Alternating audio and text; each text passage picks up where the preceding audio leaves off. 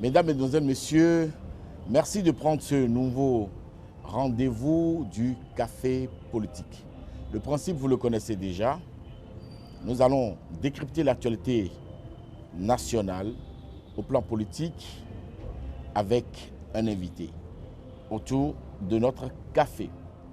Celui que nous recevons pour vous ce soir est un personnage que certains pourraient appeler juriste de haut rang, ancien ministre garde des Sceaux, ancien député à la première et quatrième législature.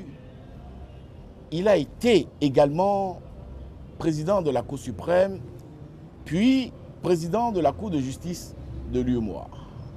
Son nom, Zézinouroué Daniel Abraham. Il nous dira pendant ce format de 52 minutes ses analyses en tant que sachant et acteur politique. Agapit Napoléon, bonsoir. Bonsoir Distel, bonsoir Président Zézinouroué. Un grand plaisir de vous avoir sur notre café, sur notre plateau de café.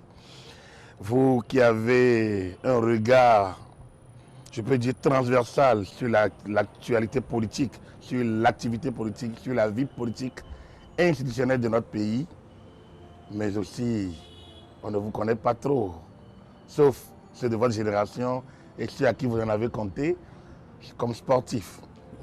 Alors, le dimanche 25 mars 2019 sera pour vous, quelle image vous garderez dans votre mémoire pour ce jour, Président Zézinouroué? Le dimanche 25 mars 2019 au Stade de l'Amitié. Est-ce que quelque chose vous est arrivé? Est-ce que vous avez senti quelque chose? La victoire des Écureuils pour leur qualification.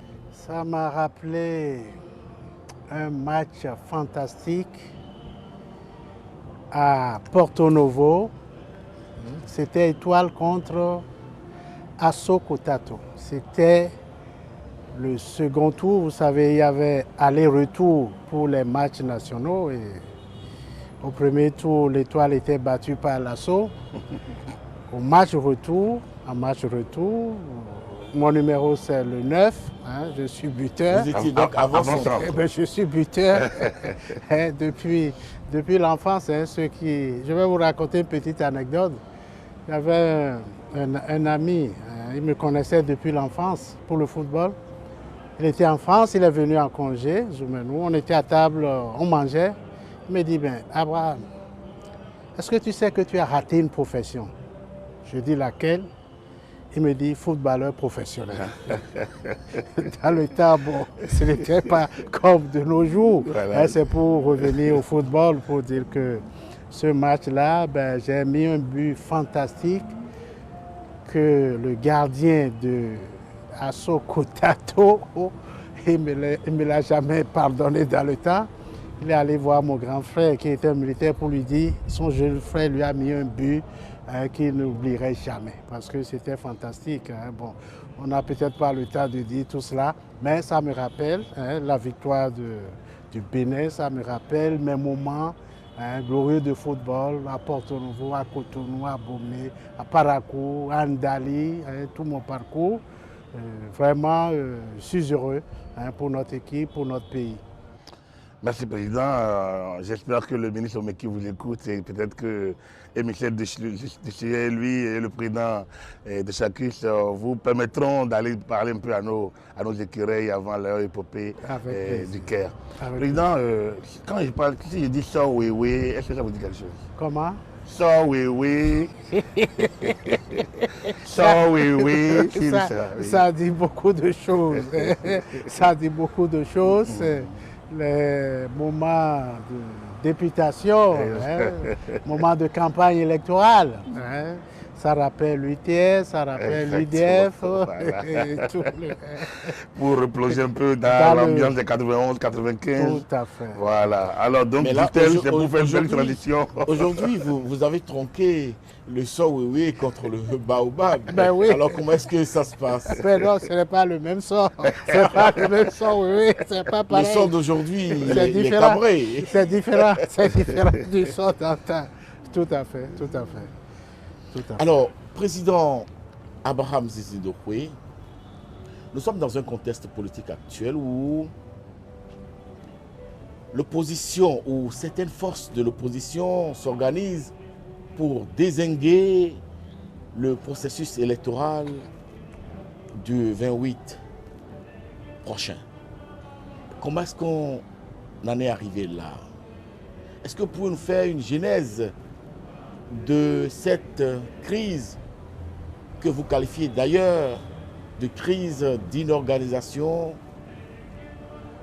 des opposants? Oui, oui. Je dirais d'entrée que la division, les rivalités de l'opposition l'ont empêché de saisir la main tendue du président de la République. Ça, je dis ça globalement. Pour revenir en arrière. La conférence nationale, on dit chez nous, il y a un dicton qui dit, il ne faut pas voir là où on a chuté, mais il faut voir là où on a trébuché. Je vais remonter à la conférence nationale pour dire que nous avons une belle conférence nationale des forces vives. Nous avons une bonne constitution, l'une des plus vieilles de la sous-région, mais il n'y a jamais d'œuvre parfaite. Mais quelques ratés de cette conférence nous rattrapent aujourd'hui, notamment le système partisan issu de la conférence nationale. Vous avez beaucoup écrit sur ce système. Oui, c'est un boulet de la Vous conférence. avez un grief contre le multipartisme intégral. Oui, c'est-à-dire que le multipartisme intégral, dans un contexte, dans un pays d'idéologie tribaliste,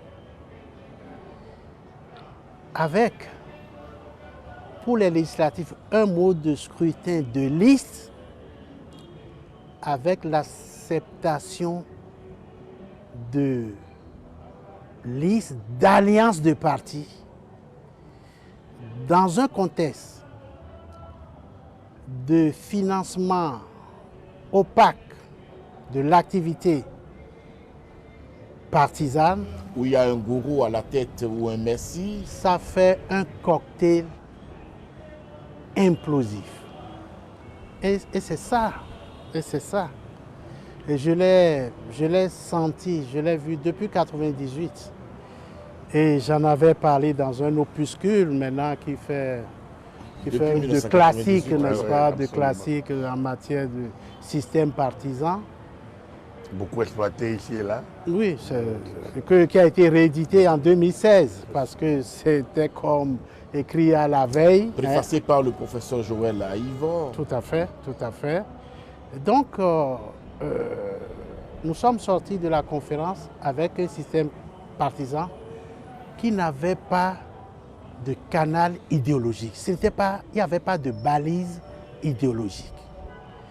Et quand on dit système multipartisme intégral, sans balise idéologique, on en arrive à ce que nous avons connu jusqu'à une date récente, avec des flopées, des dizaines, n'est-ce pas, de partis qui n'en étaient pas de véritables partis, mais des clubs électoraux, il faut le dire, il faut reconnaître. Nous sommes tous passés par là.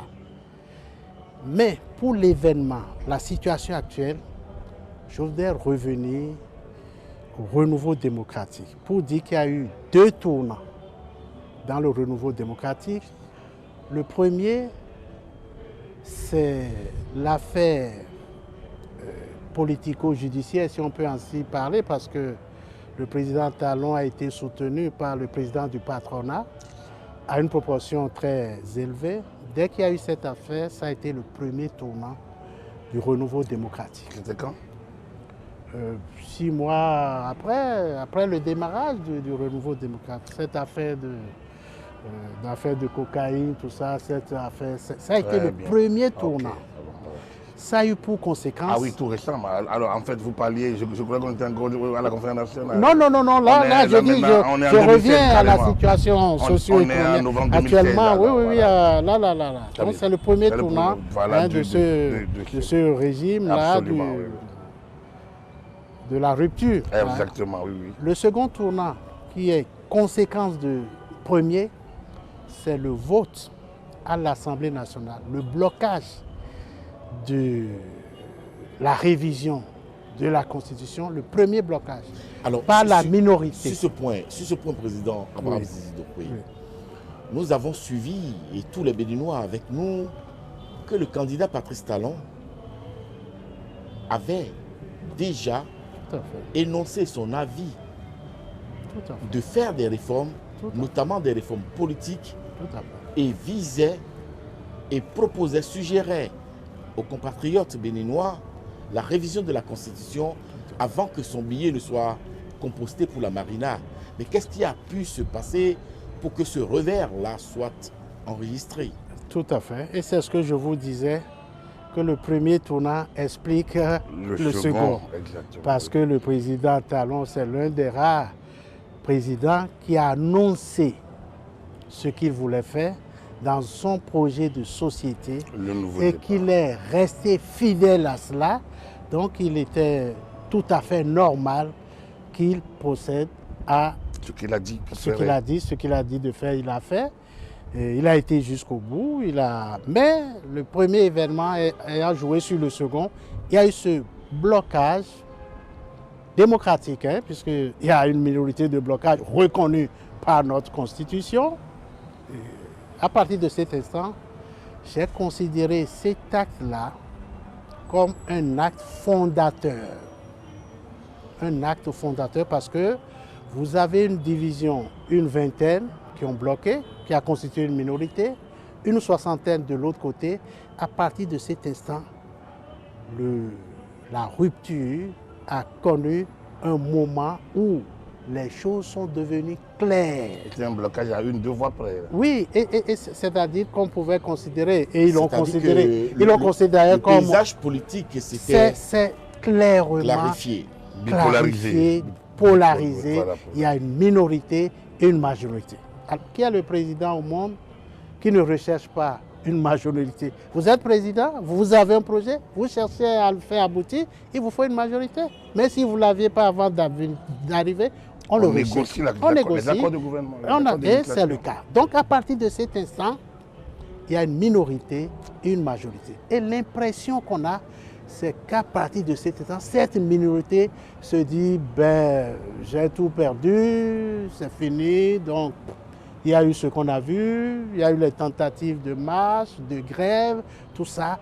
Et ça explique ce que nous vivons aujourd'hui. Si les gens ne remontent pas à ça, ils ne comprendraient pas ce que nous vivons ainsi. Donc, les lois électorales sont intervenues.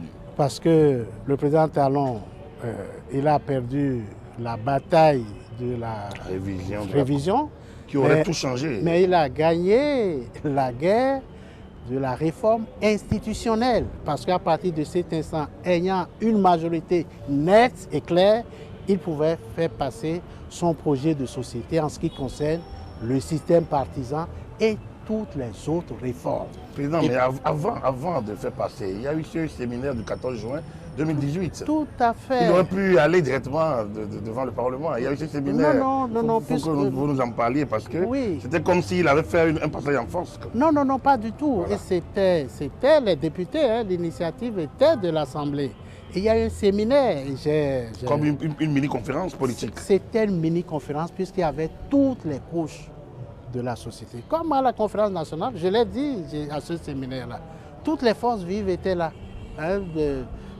De l'extrême droite au parti communisme, les religions endogènes, exogènes, tout le monde y était. La minorité qui avaient bloqué y étaient, la majorité y est, les sachants y étaient, les universitaires, nous avons fait des communications.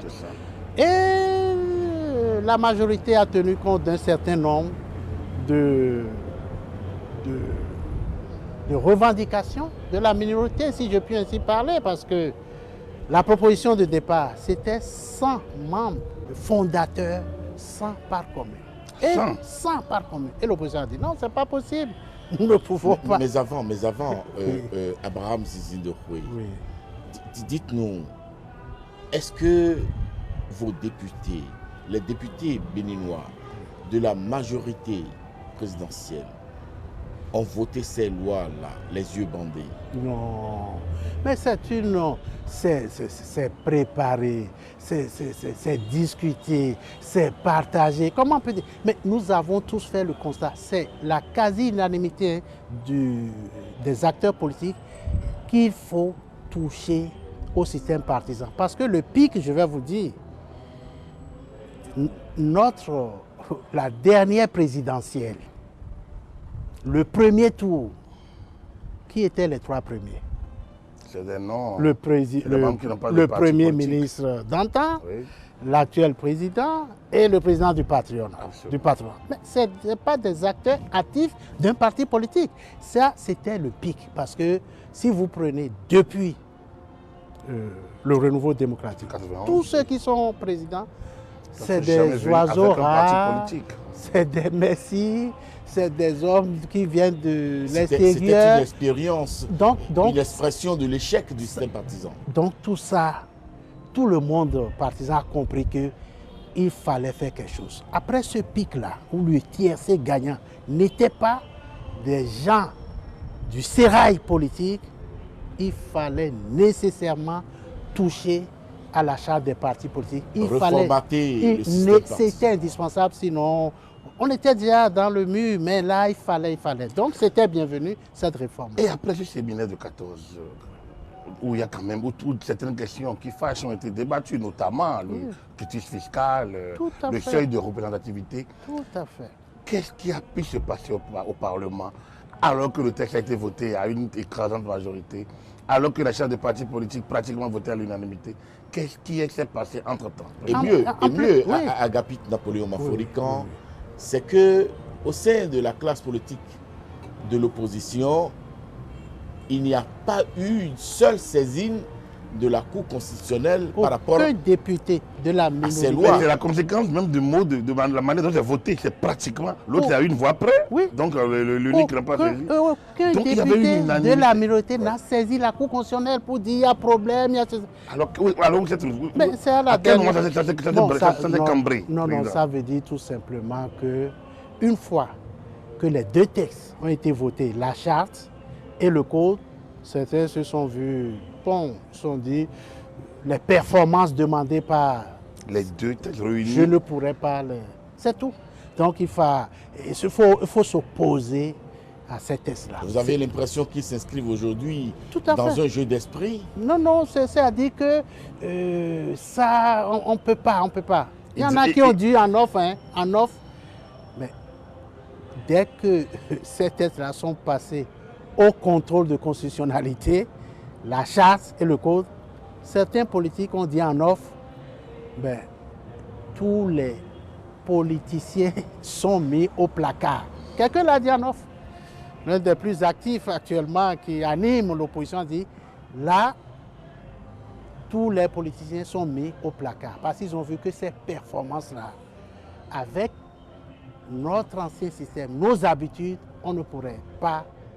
Et c'est prouvé parce que, vous voyez, actuellement, ceux qui animent l'opposition, voyez-les, c'est des gens qui n'ont pas pu se mettre ensemble, n'ont pas pu s'aborder, n'ont pas pu laisser leur logo, parce qu'on s'accroche à ça comme... Et des gens disent les deux partis là. Mais à l'UP, moi je peux vous dire, je sais combien de rencontres, des mois, ce qu'on a dit, ce qu'on a fait sur les plateaux de vos... Avant d'arriver, l'impression que ces députés, la minorité parlementaire, l'opposition donne à l'extérieur, qui ne relaie pas certains médias, Et d'ailleurs, certaines opinions, c'est comme si la majorité mécanique du chef de l'État a imposé des textes de loi taillés sur mesure. Non, c'est pas vrai. Comment vous pouvez, convaincre? Expliquer le processus, l'aboutissement à nos téléspectateurs. Mais une loi ne tombe pas du ciel. C'est tout un processus pour qu'une loi, un projet, une proposition, c'est d'abord des séminaires, on l'a dit tantôt. C'est le passage devant la commission des lois, c'est étudié, un rapport fait, ça passe en plénière. Donc ce n'est pas une loi, bon, votée à 2 h du matin, la nuit, en l'absence des gens, c'est pas vrai. Séminaire sur séminaire, toute l'étape du processus parlementaire, on vote, le contrôle de constitutionnalité, ça a été promulgué, tout ça là. Aucun problème. Il a fallu qu'on entre dans la période électorale, qu'on soit un chiffon rouge, l'article 242, qu'on a commencé à dire expliquez-nous ça, expliquez-nous ça. Mais au point de faire porter par les députés de la majorité présidentielle, parlementaire, présidentielle, qu'ils sont allés jusqu'à demander à la Sénat de leur expliquer cet article. Oui, alors que c'est faux. Aucun député de la majorité n'est allé à la Sénat. Ceux qui sont allés à la Sénat demander, c'est des forces de l'opposition. Les députés de la majorité se sont retrouvés à la Sénat sur la demande de la Sénat pour leur parler du processus, du cheminement. Ils ne sont jamais allés demander quoi que ce soit à qui que ce soit. C'est les forces politiques qui sont allées à la Sénat, qui sont allées à la Cour constitutionnelle et qui ont fait leur balade. Et on a dit qu'on a vu des députés à la Sénat. On les a vus quand la Sénat a invité tous les partis politiques qui devaient prendre part à l'élection pour leur expliquer le cheminement. Donc aucun député de la majorité n'est allé demander à la Sénat le contenu de l'article 242. C'est les forces politiques de l'opposition. Il faut rétablir ça. Il faut rétablir ça. Oui, est-ce que la majorité n'a pas péché par ailleurs par souci de pudeur? On reviendra aussi un peu vers les chefs de l'État. Ce niveau, nombre de partis éligibles passé à 4, n'était-il pas une précision de trop? Non, c'est toujours pour sauvegarder le pluralisme. C'était toujours pour sauvegarder le pluralisme parce que on s'est dit, bon, BMP, tout ce qu'on a dit, le parti, pour montrer quand même que le souci du chef de l'État, c'est d'aller au-delà, de voir tout le monde y participer. Il se dit quand même, il y a des grands partis de l'opposition. Vous prenez un parti comme FCD, l'USL, tout ça, là, on se dit que bon, il y aura des gens qui vont franchir. Donc, il n'y avait aucune velléité d'exclure. Au contraire, l'article 242 donnait la possibilité d'avoir au moins 4 formations qui pourraient concourir à l'attribution des... Au moins, donc le pluralisme est acquis. Qu'on se retrouve maintenant au finish par 2, ça c'est les accidents de parcours parce que les gens n'y ont pas mis la volonté nécessaire. Moi je me rappelle, et j'ai dit sur des plateaux, je me demandais si nos amis d'enfance voulaient aller aux élections. Parce que l'effort que nous on faisait, on travaillait, mais vous les voyez, ce n'était pas le cas. Et au point que moi j'ai interpellé, ils ont dit, mais de quoi vous vous mêlez? Nous avons notre stratégie. Mais je vois aujourd'hui là où cette stratégie nous a amené. On dit de quoi vous vous mêlez? Nous avons notre stratégie. Qu'est-ce qui vous regarde? Nous nous organisons. Ah, on a dit tant mieux. Voilà leur stratégie où ça nous a amené aujourd'hui. Donc vraiment, qu'on dise qu'on a exclu, les gens se sont exclus. Et moi je ne parle pas d'opposition, je parle des oppositions. Qu'est-ce qui vous le fait dire?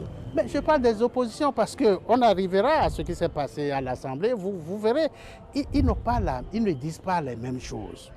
Et c'est ça les causes de l'échec. Vous sentez un défaut de cohésion au sein de mais c'est clair. la classe politique de l'opposition. Les gens ont dit, le peuple nous demande d'avoir une liste, c'est la condition pour gagner les élections. Ils l'ont dit, ils l'ont répété. Et d'ailleurs, l'honorable Guy Mitopé l'a posté sur sa page Facebook. Oui. Il a été appuyé par le vice-président de l'Assemblée. Ils ont compris, ils savent de quoi ils savent. Ils l'ont dit, ils l'ont répété. Qu'est-ce qui a pu se passer selon vous? Est-ce que vous avez des c'est l'ego, moi je ne peux pas laisser le leadership, la division, les rivalités internes, qui va rester en haut, qui va rester au milieu, qui va rester... C'est ça. Et ça a été tout le temps cette guerre de leadership dans le système ancien, dans l'ancien système partisan. À qui va être la tête, les positionnements, c'est ça, c'est l'ego des uns et des autres, la division, les rivaux qui les ont empêchés d'avoir une seule formation parce que nous, on sait, chaque parti préexistant s'est dissous.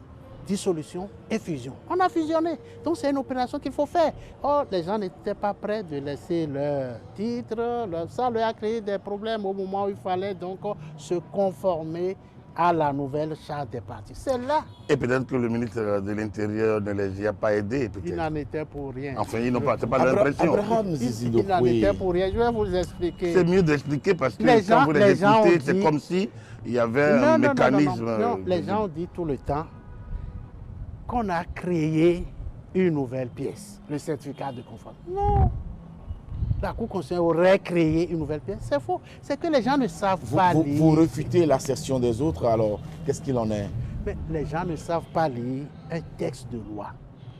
Les gens ne savent pas lire une décision de justice de Cour constitutionnelle. Les gens lisent le droit comme on lit Mamadou Ebireta, un texte de droit, une loi, pour bien la maîtriser la Cour. Ça a peut-être de lien, avec d'autres textes qui ne se trouvent pas dans le texte que vous êtes en train de lire. Donc, nous avons des techniques d'interprétation comparées, inductives, téléologiques. Expliquez-nous. Vous êtes formateur. Oui. Dites-nous, c'est à l'université. Oui. C'est-à-dire que le béninois lambda devient... Le certificat de conformité. Mais le certificat de conformité, c'est dans la charte des partis politiques. C'est sous-jacent. On a dit les anciens partis doivent se conformer au nouveau texte. Mais le certificat de conformité est là. Et c'est un cadre de l'opposition qui a saisi la Cour pour démêler la petite difficulté qu'il voyait entre le statut, le croisement des dates, voilà. Le calendrier. Parce que le statut, vous l'avez jusqu'en mars. 17 mars.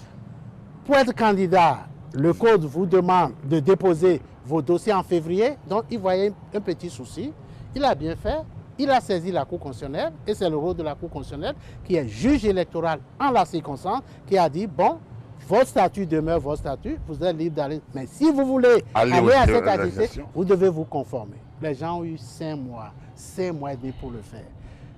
Mars, là, c'est un deadline. C'est le jour où c'est comme ça et vous avez envie, l'ambition d'aller, mais vous commencez à faire le nécessaire pour être à jour.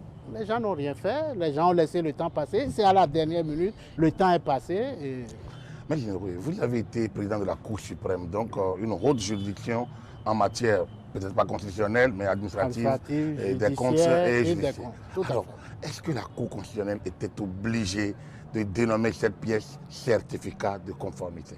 Bon, qu'elle dénomme certificat, attestation, récépissé, mais il faut la preuve que vous êtes conformé. Ça peut s'appeler... Peut-être qu'on aurait pu dire la preuve.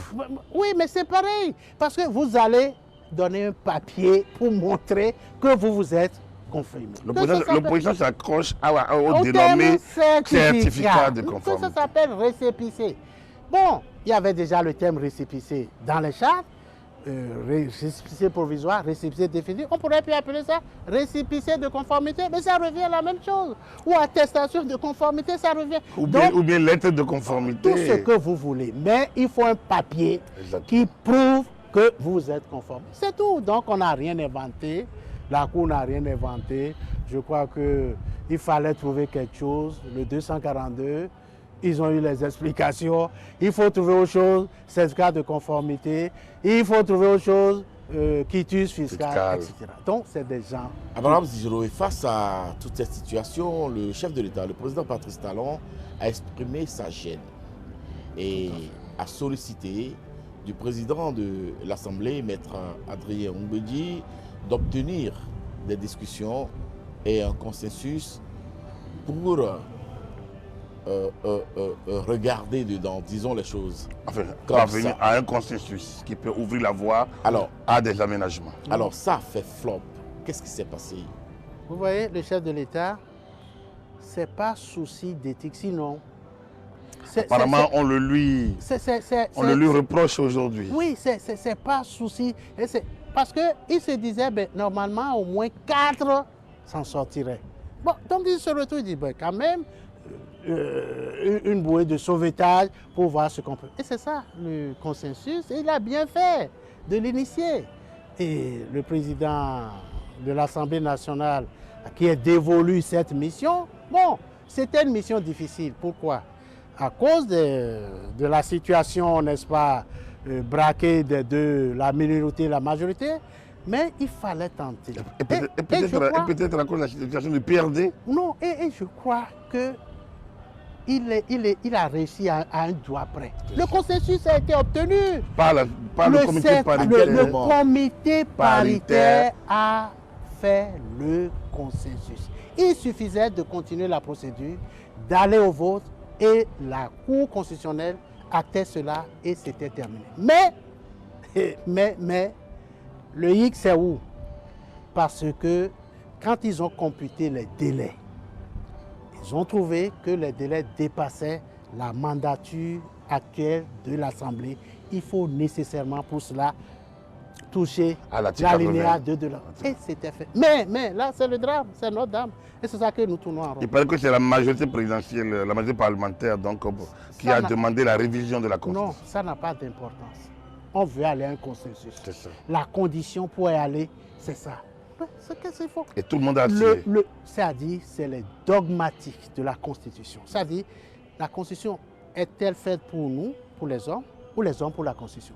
Voilà, depuis ce serpent de mer qui nous prenons la Constitution comme un veau d'or. Ce que nous avons emmuré dans... nous-mêmes. Il ne faut pas y toucher.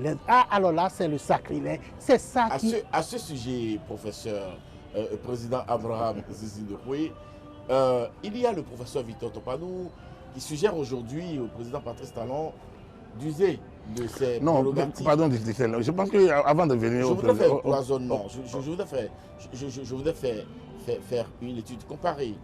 Il demande au président Patrice Talon d'utiliser l'article 68.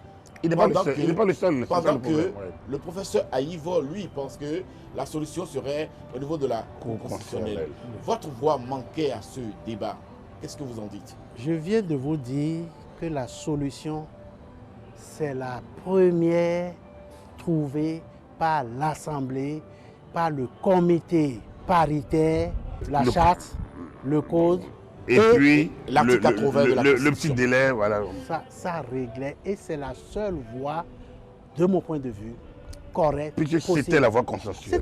C'est la voie politique. Il n'y a pas autre chose parce qu'au plan juridique, il n'y a aucune difficulté, il n'y a aucune crise. C'est politique. Et puis le concept de consensus, ce n'est pas un concept juridique, c'est un concept politique. Et la jurisprudence là est dépassée. Ouais.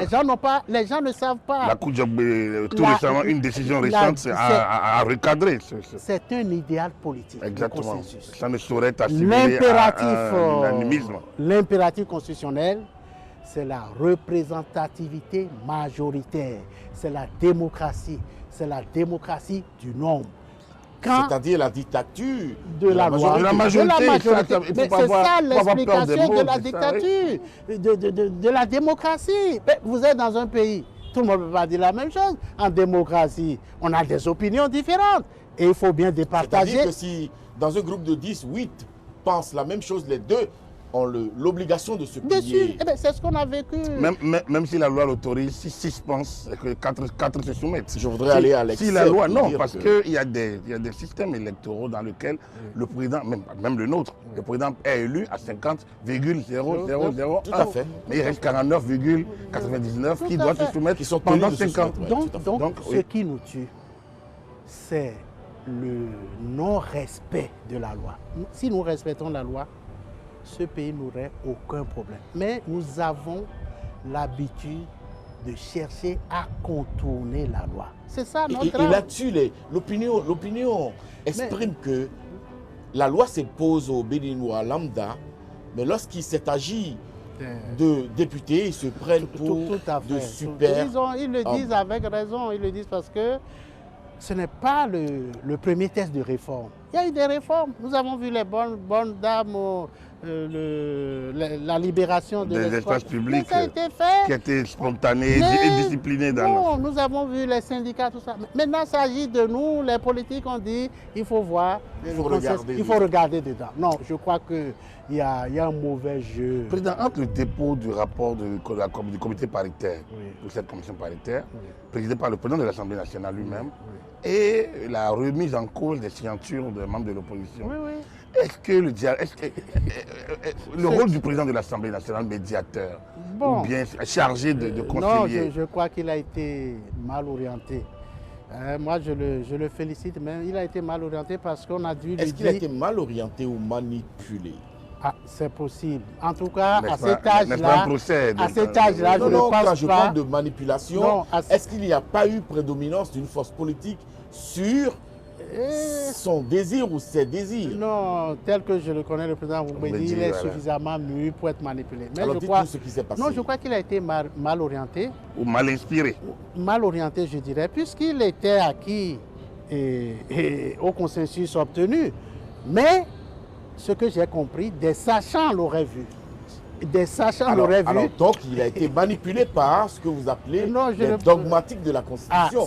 Mais le texte qu'ils ont déposé n'était pas particulièrement... Le texte qu'ils ont déposé n'était pas particulièrement différent du processus qui vient d'être décrit, c'est-à-dire consensus. Sauf que, vous savez, l'avis des sachants, l'avis écrit, ils ont émis toutes les hypothèses.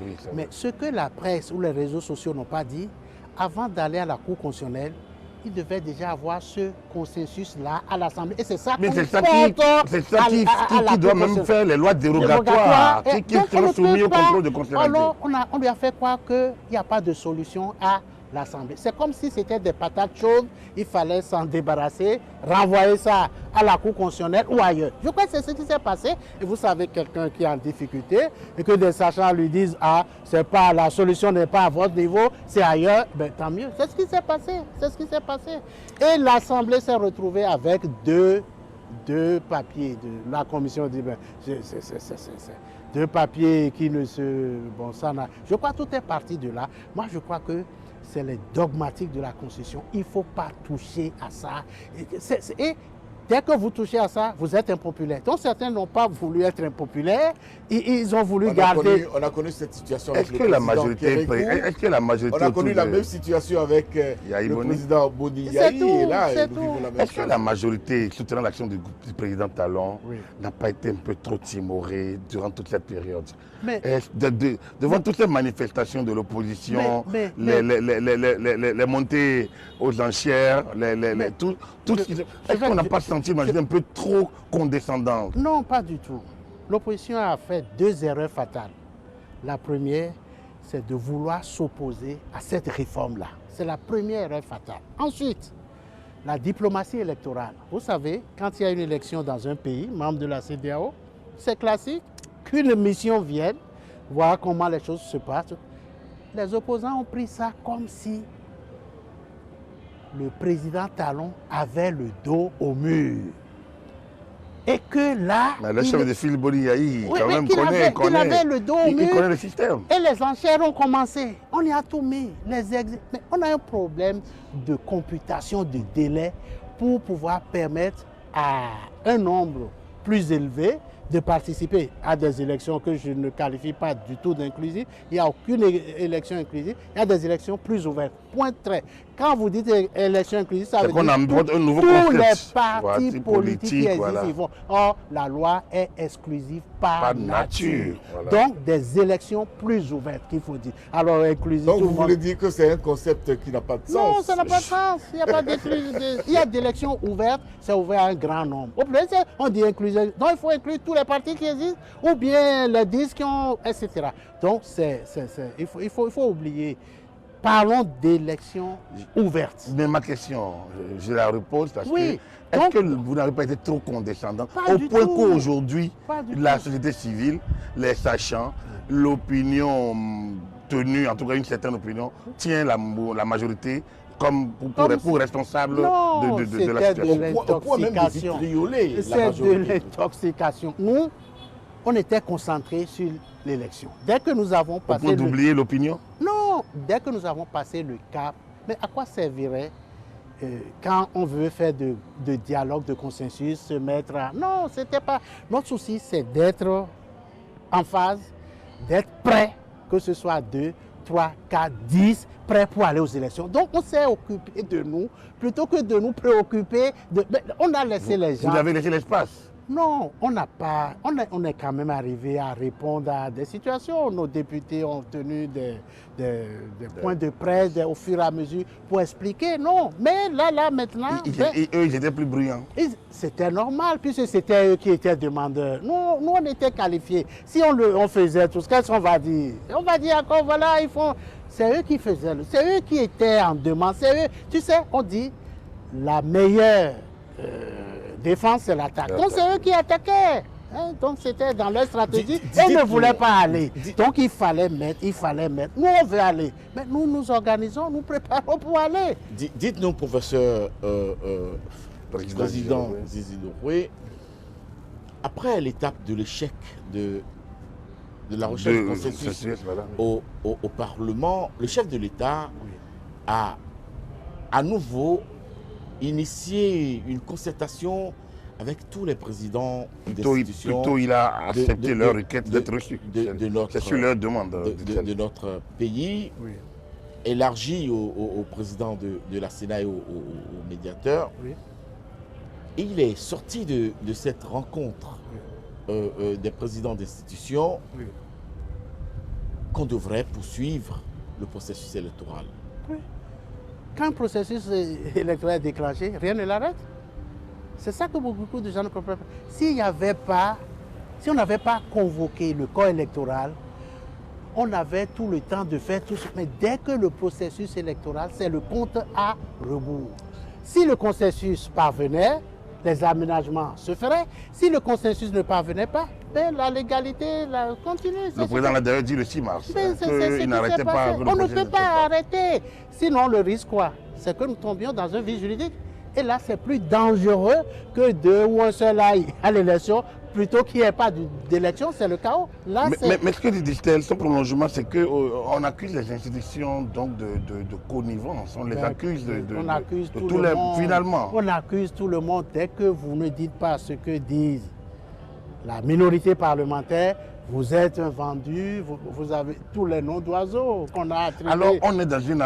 Il règne aujourd'hui pratiquement une attention donc de monologue. Au moment même où la campagne va être lancée, concrètement, est-ce qu'il y a une solution politique? Est-ce que, selon vous, comme le demandent beaucoup des universitaires, des religieux, même une certaine société civile, notamment Jean-Baptiste Elias, qui l'a dit et martelé, président Zizi Doumbouya, est-ce que le chef de l'État peut recourir à l'ordonnance pour organiser les élections? C'est-à-dire l'article 68 de la situation, notamment par l'article 68 de la Constitution. Avant de répondre à ça, je vous dis, la seule solution qui est encore possible, hein, puisqu'il y a une session le vendredi 12, c'est la première solution trouvée par le comité paritaire. Si on revient à ça... Mais président... C'est-à-dire on revient toujours à la première solution. C'est la seule... À ma connaissance, c'est le 12 que démarre la session. Les campagnes. Et la campagne aussi. Oui. On peut l'arrêter à tout instant si le consensus est obtenu, à tout moment... Même à la veille des élections, s'il y a consensus. Si le consensus est obtenu, acté par la Cour constitutionnelle, on arrête puisque c'est un consensus. Et vous pensez que les députés vont abandonner le terrain pour se retrouver au Parlement? Non. Ah si, ils iront au Parlement. Il faut qu'ils aillent clôturer la session. C'est la clôture, c'est un impératif. Vous êtes député, vous devez le faire. Et nous, nos députés iront à l'Assemblée le 12. On a dû décaler. Merci de le faire savoir. On a dû décaler nos programmes. C'est l'ouverture de la campagne. On ne devait pas être là, mais nos députés, on a dit soyez présents. Merci de par le faire respect savoir. pour Merci de le faire l'institution. savoir. Donc, c'est vous dire que la seule chance, c'est encore le consensus trouvé. Retour aux délibérations du comité paritaire. Si c'est ça, il y a encore une petite chance d'obtenir ce qu'on... Passez cela, article 68, tout ce qu'on vous dit là. En tout cas, je ne suis pas président de la République. En tout état de Je cause, reviens sur l'article 68. Voilà, vous avez été à ce niveau institutionnel. Est-ce que, là, ne parlez plus comme l'homme politique. D'accord. Vous êtes également, vous cumulez, Oui, et vous oui, le cumulez de fort belle manière. Oui, je fais le dédoublement. Vous êtes universitaire, le dédoublement fonctionnel. Exactement. Ce qui est du sachant, je le dis, et ce qui est de l'homme politique, ça c'est mon ADN. Voilà. Dans tous les milieux où je suis passé, absolument. Je vous dis ça, c'est l'avis du On vous le rend technicien. parce que vous le mettez. Là, c'est le choix du politique. Ça peut être conforme, ça peut ne pas être conforme. Ça, alors, beaucoup de mecs. L'article 68, puisque c'est dit, non, c'est agité, non. même des sachants, Oui, et non, même non. ceux qui ont écrit sur l'article 68, oui. Mais, apparemment, on retrouve une nouvelle lucidité. Non. Si vous lisez l'avis écrit du professeur Tokpanou, il a dit, il a écarté l'article 68. Il dit, mais ce serait une bombe atomique pour une simple question en matière de... Apparemment, ce n'est pas ce que les deux pensent actuellement. Ah non, pas du tout. Ils ont oublié ça. Il dit pour une question de maintien d'ordre, on ne va pas utiliser la bombe. Mais je suis étonné que dans sa lettre, ils reviennent à l'article 68. Justement. Qu'on ne peut pas, en tout cas, si le chef de l'État le faisait, c'est de sa responsabilité. Parce qu'il peut le faire. C'est de sa responsabilité. Voilà. Mais ce qui est grave, ce serait ouvrir la boîte de Pandore. Je vais vous dire quelque chose. Si le chef de l'État utilisait l'article 68, ça veut dire que son mandat unique, il peut le mettre dans l'article, dans cette ordonnance. Parce qu'il a une période où c'est lui seul qui régente. Il met le mandat unique là. C'est ce que les gens ne comprennent pas. Ils veulent ouvrir. Mais si le chef de l'État veut faire ça, c'est donnant. Vous voulez que je vous donne? Il vous donne, mais il met son mandat unique par ordonnance. Vous l'auriez poussé à cela. Et les mêmes qui lui disent utiliser l'article 68, vont chercher à le traduire, vont dire parjure, il a fait son service. Non, mais président Zizi Lokouyi, dans ce même pays, lorsqu'à chaque fois un chef d'État veuille recourir à l'article 68, il y a souvent une sorte de montée au créneau. Mais personne n'a cette... Aujourd'hui, là, on le pousse. On lui dit de faire l'impossible, de tout faire. Qu'est-ce qui se passe dans la tête des élites? Non, parce que des gens, ça dit, comme on dit, quand vous amusez avec le feu, vous brûlez. Mais c'est ce qui leur arrive. Mais nous, on a vu venir, on dit, mais ils ne veulent pas aller aux élections. Ils ont tout fait, ils se trouvent maintenant dos au mur, il faut courir. Non, je crois pour une fois, il faut briser le plafond de verre. Nous sommes dans un pays où des contorsions, on ne veut pas avancer. Moi, vous allez voir, cette rigueur-là, on parle de dictature, ce n'est pas de la dictature. On ne peut plus... Regardez les premiers effets de ces deux lois. 10 au départ. Maximum. 5 ont passé l'étape du ministère. 2, l'étape de... Ça veut dire que cette loi a porté tous ces effets. Nous passons à une étape qualitative. Qualitative. Et les gens trouvent que... Parce que tout simplement, je vais vous dire, j'ai été de l'ancien système partisan. C'était des trucs de placement, je ne veux pas dire, des choses. Non, mais dites-nous tout, président. Donc vous comprenez. Il y a une étape du ça, oui.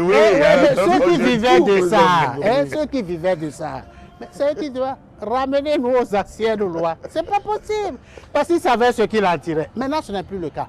Parce que aujourd'hui, ce système-là, ce n'est pas fini. Il faut le consolider.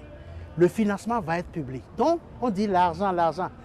L'argent appelle l'argent, certes, mais l'argent va tuer l'argent. Vous allez voir, quand le financement public sera acté, mais vous verrez tout ce qu'on dit, l'argent, 240, tout cela. Ce n'est pas une personne qui les paie. Les gens sont intoxiqués. Quand vous dites qu'il faut payer 249 millions pour une liste, ça n'existe pas dans la sous-région. Ça paraît faramineux. Ça paraît faramineux, alors que c'est 83 fois 2. Candidat. Président, je vais vous arrêter, mais il faudrait qu'on revienne aux mesures exceptionnelles du président. On donne trop. Est-ce que ce n'est pas l'occasion vraiment de... Parce que l'opinion a été moulée ces derniers jours et ce n'est pas terminé toute la journée. Et donc de ce 10 janvier, c'est une sorte de matraquage. C'est un matraquage. On veut pousser. Jusqu'où le président peut utiliser ces mesures exceptionnelles, que ce soit l'article 68, que ce soit l'article 110, 114, 114, 117. Jusqu'où il peut aller? On veut pousser l'autorité à la faute. Ça, je ne suis pas l'autorité. On veut pousser. Mais les gens ont une stratégie. Je vous ai dit, c'est un procès en illégitimité qu'on fait au président Talon. On a même dit qu'il faut écouter son mandat. Il faut bien trouver des éléments pour écouter son mandat. On l'a dit. Donc, les gens sont dans la logique de l'affrontement. Je dois rappeler aux amis téléspectateurs que le président Zizi Doumbouya est un spécialiste du contentieux. C'est ma spécialité. Je suis un procéduré. Procéduré. Ça s'est vu partout, que ce soit l'homme politique. Alors, la date du 28 avril est irréversible. Si on ne parvient pas, prochain, voilà. Si le 12, on ne revient pas au consensus obtenu dès le départ par le comité paritaire pour aller jusqu'au bout et prendre... Mais le processus continue, ça ne s'arrête pas. Malgré la situation pré-insurrectionnelle décrite par Victor Topani. C'est des artificiers, c'est des apprentis sorciers. Il n'y a aucune situation pré-insurrectionnelle. Quand on aime son pays... On nous parle même sur les chaînes internationales de chars qui circuleraient dans toutes les rues de Cotonou. On n'a pas vu des chars. Ceux qui sont venus, ils ont vu le pays comment c'est calme. Le jour où l'appel a été fait pour bloquer le pays, moi j'ai parcouru tout le Bénin, j'étais à Djougou, je suis passé par Parakou, je suis descendu par le Zozo. Aucune âme. Les gens vaquaient à leurs affaires. C'est quelques... Bon, je ne voudrais pas dire des mots qui s'agitent dans Cotonou. Président Zizi Doumbouya, nous n'allons pas vous demander comment est-ce que vous organisez votre campagne, oui. Mais le point culminant qui va nous intéresser va être l'an 3 du président Patrice Talon. Ah, oui. Quelle lecture en faites-vous?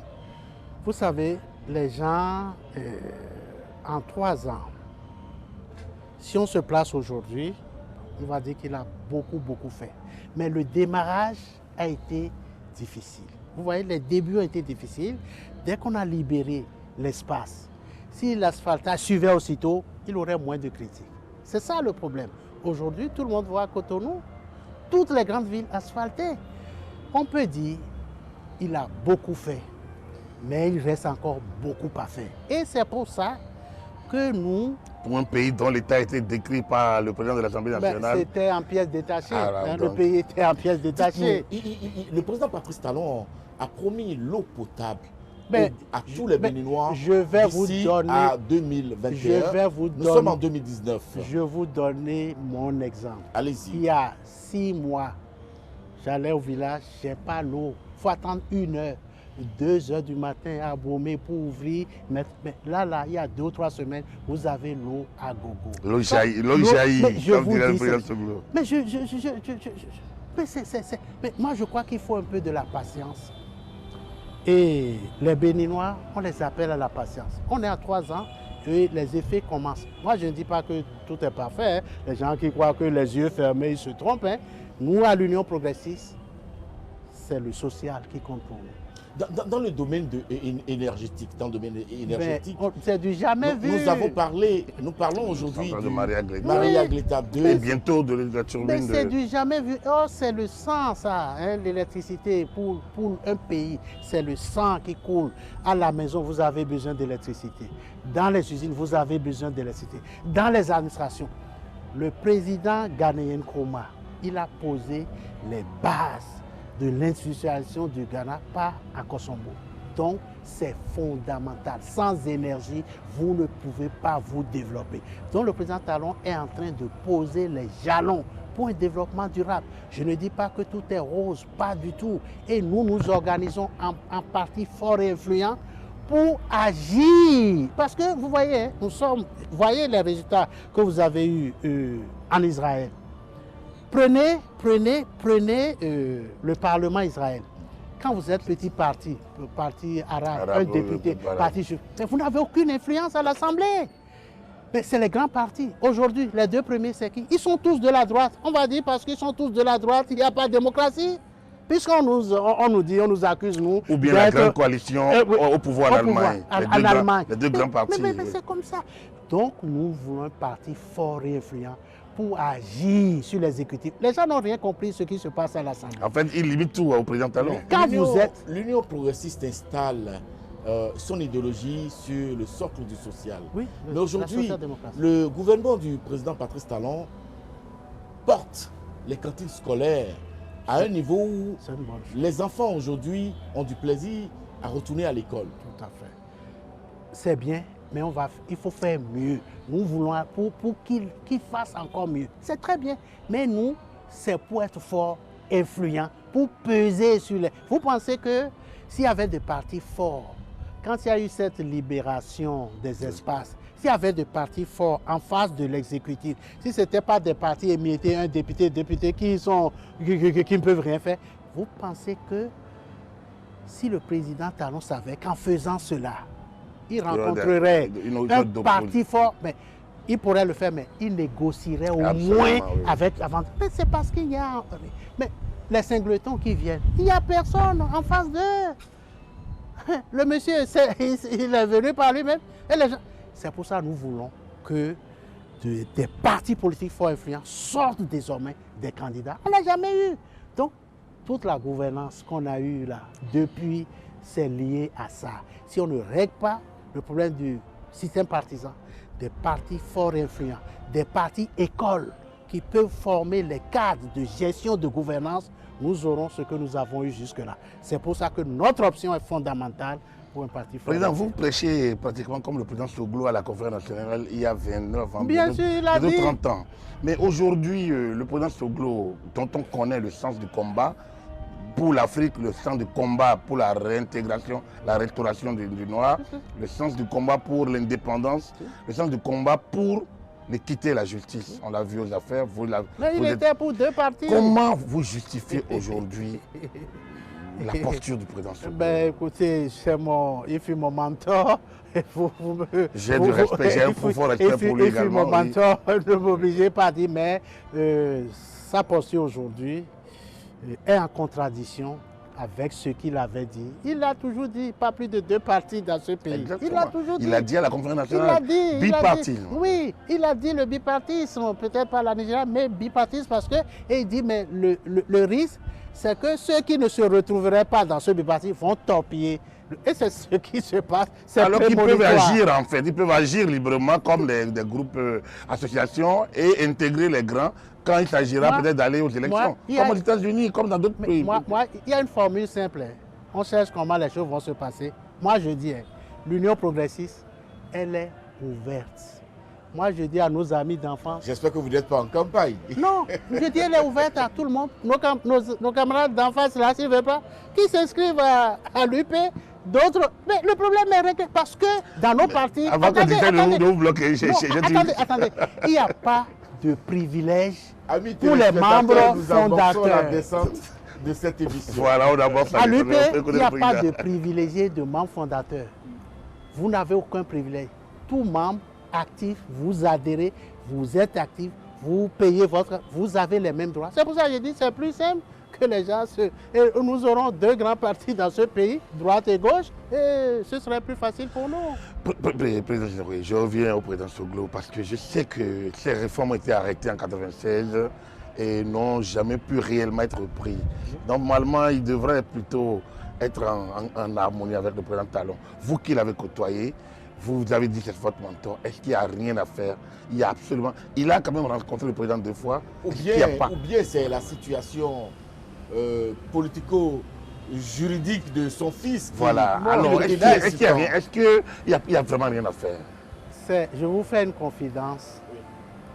À l'élection du président Talon, j'ai dit au président Soglo, l'élection du président Talon me rappelle votre élection. Tu l'as dit, mutadis, vous avez été malade, le président Talon a... J'ai dit, je le lui ai dit.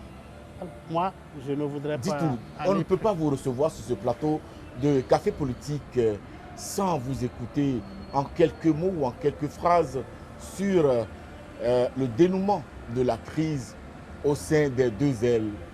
RB, il n'y a plus Nous ne sommes pas des oiseaux. Et puis, est-ce que ça a encore d'intérêt?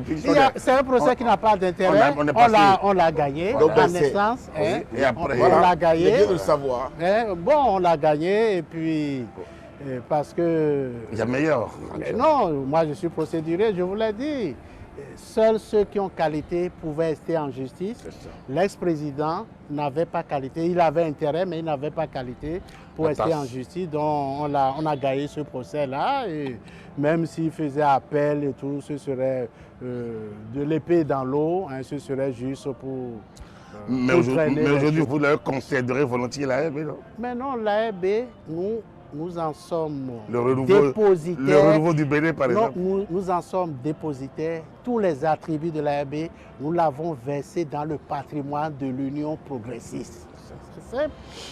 Abraham Zizi Ndoye, si vous deviez conseiller quelque chose au président Patrice Talon aujourd'hui, en termes de défis, qu'est-ce que vous allez en termes de défis imminents, à court terme, très court terme, mais également en termes de défis pour les 2 années qui lui restent? Bon, en termes de défis, hein, de mon point de vue, il a fait ce qu'il devait faire. Si le consensus aboutissait, il aurait réussi sur le plan politique. Mais si le consensus ne réussissait pas, il a la légalité pour lui, il a le droit pour lui, il a la constitution pour lui, c'est de faire respecter la légalité constitutionnelle, le respect de la légalité constitutionnelle, le respect de l'ordre public et de faire en sorte que nous puissions rendre pérennes les réformes qui se font. C'est-à-dire le financement public, par exemple, des partis politiques, il faut aller jusqu'au bout de la réforme et de continuer sur la lancée, de faire un peu plus de social qu'il en a fait jusqu'ici parce qu'il fait bien, mais on peut faire mieux hein, sur le plan social parce que nous, c'est notre idéologie. C'est sur ça que nous voulons être le premier parti pour faire peser, n'est-ce pas, son action de ce côté-là. C'est notre objectif. Alors, président Zizi Ndoye, c'est notre pratique ici, c'est dans nos habitudes d'offrir un cadeau à notre invité à la descente de cette émission. Nous allons donc vous remettre votre cadeau et vous demander quelles sont vos impressions sur cette émission. Merci. Je crois qu'il n'y a pas un cliché dedans, hein, parce que tu me devais un cliché depuis 2001. Je ne sais pas si c'est raciste. Il sait de quoi je parle. En 2001, quand je remportais le procès de Logo, il m'a pris en cliché. Je lui ai dit ce cliché, j'adore. Mais je pense que c'est là. Hein. Non, on n'est plus au cliché maintenant. Ah bon. Voilà. C'est pour prolonger le café. Ah ben dis donc. C'est pour prolonger le café. Très bien. Très bien. Je ne suis pas café, mais je suis thé. Voilà. Mais ça remarque. Voilà. Donc, ça servira. Donc c'est pour le thé et penser à ce jour, à cette émission. Amis téléspectateurs, c'est la fin de cette émission.